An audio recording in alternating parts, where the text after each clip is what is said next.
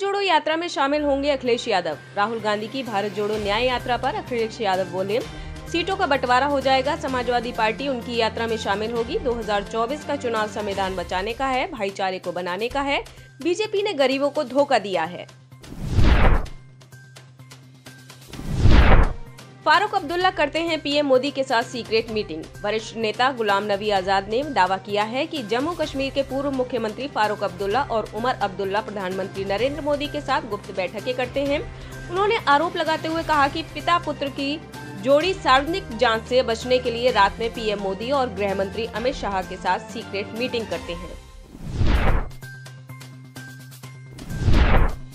नीतीश सरकार के खिलाफ जाएंगे कोर्ट। महागठबंधन सरकार में आरजेडी कोटे से मंत्री रहे तेजस्वी, रामानंद यादव व ललित यादव के विभागों में हुए कामकाज की समीक्षा के फैसले के बाद बिहार की राजनीति गर्मा गई है। महागठबंधन के नेता सीएम नीतीश पर गंभीर आरोप लगा रहे हैं।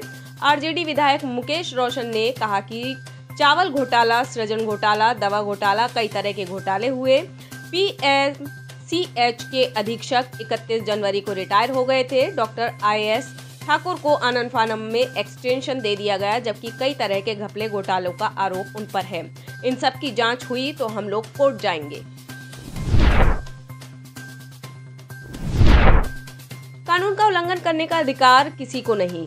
दिल्ली कांग्रेस के नेता संदीप दीक्षित का कहना है कि हम दिल्ली के सीएम के इस बात से सहमत है कि ईडी और सीबीआई स्वतंत्र एजेंसियां नहीं रही। ये बात भी मानी जा सकती है कि बीजेपी सरकार अपने राजनीतिक लाभ के लिए ईडी और सीबीआई का दुरुपयोग कर रही है। इसके बावजूद किसी को भी कानूनी प्रक्रिया की अवज्ञा करने का अधिकार नहीं है। लेकिन संदीप दीक्षित के मुताबिक मेरा मानना है कि सीएम अरविंद केजरीवाल को सहयोग करना चाहिए। उन्होंने कहा कि कांग्रेस के राष्ट्रीय अध्यक्ष मल्लिकार्जुन खड़गे, पूर्व अध्यक्ष सोनिया गांधी और सांसद राहुल गांधी को भी एक बार ईडी ने बुलाया। उन्हें पता था कि ईडी अन्याय कर रहा है, फिर भी वे सभी गए और अपना रुख बताया।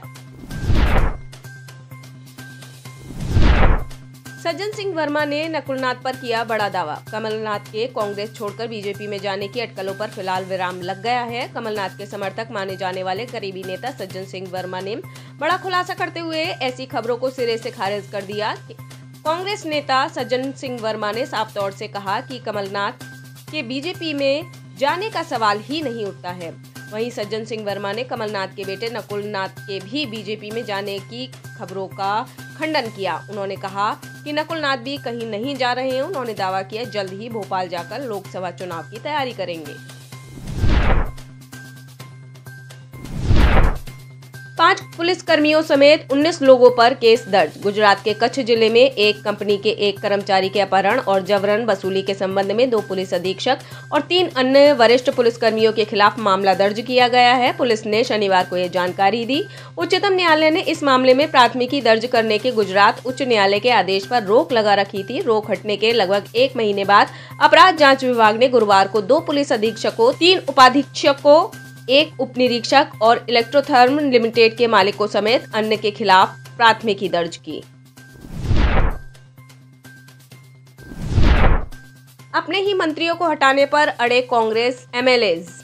झारखंड की चंपई सोरेन सरकार की कैबिनेट में शामिल अपनी ही पार्टी के 4 मंत्रियों के खिलाफ मोर्चा खोलने वाले कांग्रेस के विधायक सोमवार को तीसरे दिन भी दिल्ली में जमे हैं। इन विधायकों का कहना है कि उनकी मांग नहीं मानी गई तो वे 23 फरवरी से आयोजित होने वाले विधानसभा के बजट सत्र में शामिल नहीं होंगे। नाराज विधायकों की संख्या 12 है। इनमें से 9 एक साथ शनिवार की शाम से दिल्ली के एक रिजॉर्ट में टिके हुए हैं। वे पार्टी अध्यक्ष मल्लिकार्जुन खड़गे और संगठन महासचिव केसी वेणुगोपाल से मिलकर अपनी बात रखना चाहते हैं, लेकिन सोमवार दोपहर 12 बजे तक इन्हें मुलाकात का वक्त नहीं मिला है। पुलिस हिरासत में लिए गए वारिस पठान।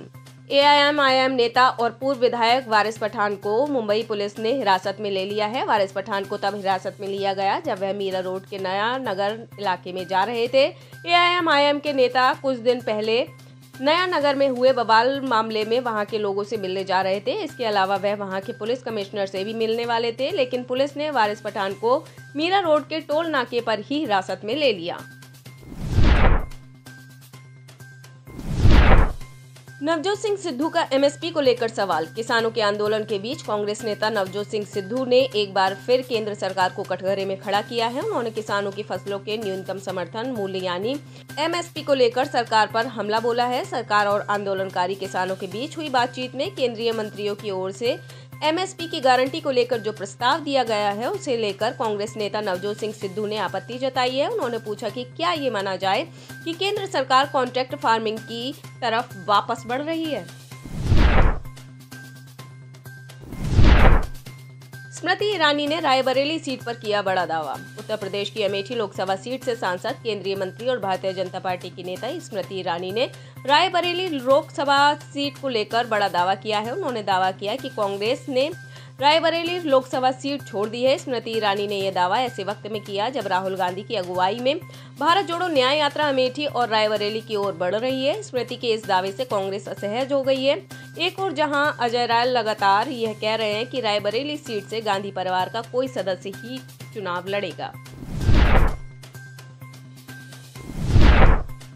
देश छोड़कर भागना चाहते हैं युवा। Pakistan institute of development economics के वाइस चांसलर डॉक्टर नदीम हक ने पाकिस्तान के हालात पर चिंता जाहिर की है। उन्होंने कहा है कि पाकिस्तान में पॉलिटिकल स्टेबिलिटी और इकोनॉमिकल स्टेबिलिटी नहीं है। देश के 70% युवक पाकिस्तान से भागना चाहते हैं क्योंकि देश में रोजगार नहीं है। उन्होंने आगे कहा कि जो युवक पाकिस्तान में हैं उनको सरकारी नौकरी चाहिए क्योंकि वहां काम नहीं करना पड़ता।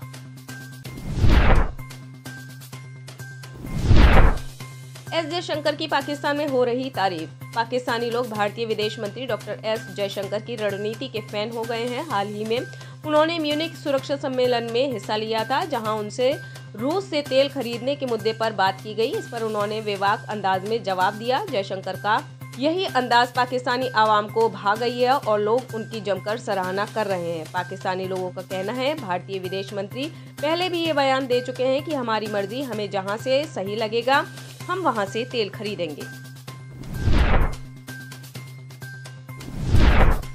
अंडरवर्ल्ड डॉन अमीर बलाज टीपू की गोली मारकर हत्या। लाहौर के अंडरवर्ल्ड और माल परिवहन नेटवर्क के मालिक अमीर बलाज टीपू की 18 फरवरी को एक अज्ञात हमलावर ने गोली मारकर हत्या कर दी। अमीर बलाज एक शादी समारोह में शामिल होने गया था। इसी दौरान हमलावर ने बलाज समेत 3 लोगों पर गोली चला दी। पाकिस्तान के प्रमुख समाचार डॉन की रिपोर्ट के मुताबिक अमीर बलाज के पिता आरिफ अमीर उर्फ टीपू ट्रकानवाला साल 2010 में अल्लामा इकबाल हवाई अड्डे पर एक घातक हमले का शिकार हो गए थे। गोलीबारी के दौरान लगी चोटों के कारण आरिफ अमीर की भी मौत हुई थी। गोलियों से फिर दहला अमेरिका। अमेरिका के कैलिफोर्निया के सैन डिएगो में शनिवार 17 फरवरी रात अज्ञात हमलावर की ओर से अंजाम दी गई गोलीबारी की वारदात में एक शख्स की मौत हो गई जबकि एक अन्य घायल हो गया। वारदात रात को 8:41 पर विश्वविद्यालय क्षेत्र में वेस्टफील्ड यूटीसी शॉपिंग मॉल के पास अंजाम दिया गया। गोलीबारी का आरोपी फरार है।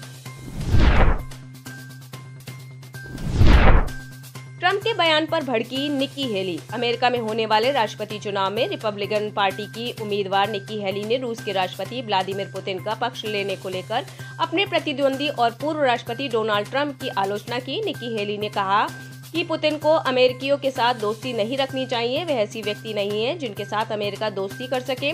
उन्होंने कहा अमेरिकी लोगों को याद दिलाने की जरूरत है कि व्लादिमीर पुतिन हमारे दोस्त नहीं है। व्लादिमीर पुतिन अच्छे व्यक्ति नहीं है। पुतिन एक ऐसे व्यक्ति हैं जिनके साथ हम जुड़ना नहीं चाहते, जिनके साथ हम मित्रता नहीं करना चाहते और जिन पर हम भरोसा नहीं कर सकते। आप इस खबर के बारे में क्या सोचते हैं हमें कमेंट सेक्शन में बताएं। साथ ही ब्रह्मास्त्र न्यूज को सब्सक्राइब और शेयर भी जरूर करें।